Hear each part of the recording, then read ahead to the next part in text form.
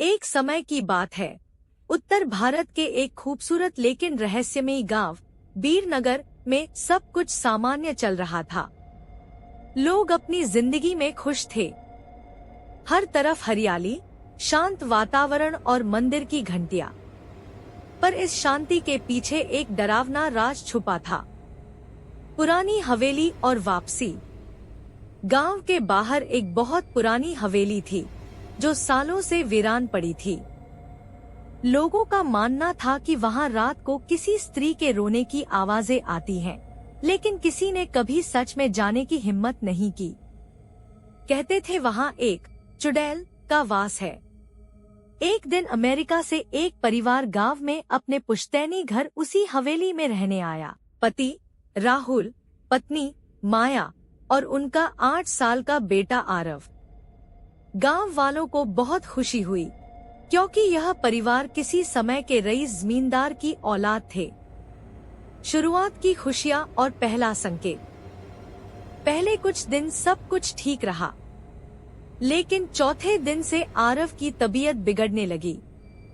उसकी आंखों के नीचे काले घेरे बनने लगे, चेहरा नीला पड़ता जा रहा था। डॉक्टर ने कहा सिर्फ मौसम का असर है, पर माया को कुछ अजीब लगने लगा। रात को आरव नींद में चीखता, वो आ रही है मम्मा, वो मुझे लेने आ रही है। माया और राहुल समझ नहीं पा रहे थे कि ये सब क्या हो रहा है। चुड़ैल का अतीत।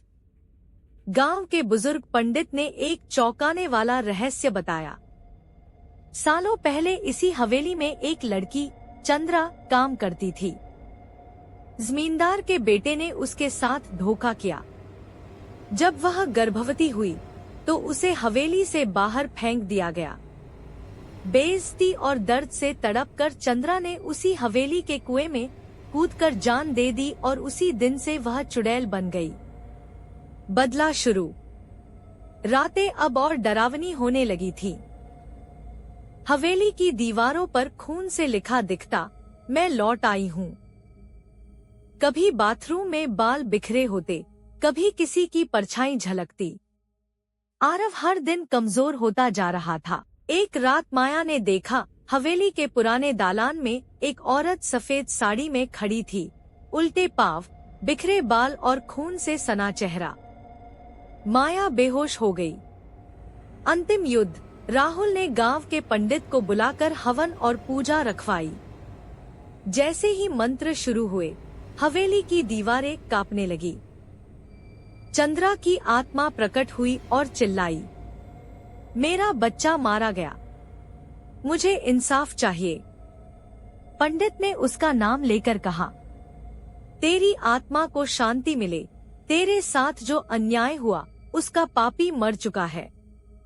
चंद्रा की आत्मा कुछ देर के लिए चुप हो गई और फिर धुएं में विलीन हो गई। आरव की तबीयत भी उसी रात से सुधरने लगी। अंत। हवेली अब फिर से शांत थी, लेकिन लोग कहते हैं अगर किसी और मासूम पर जुल्म हुआ तो चंद्रा फिर लौटेगी बदला लेने।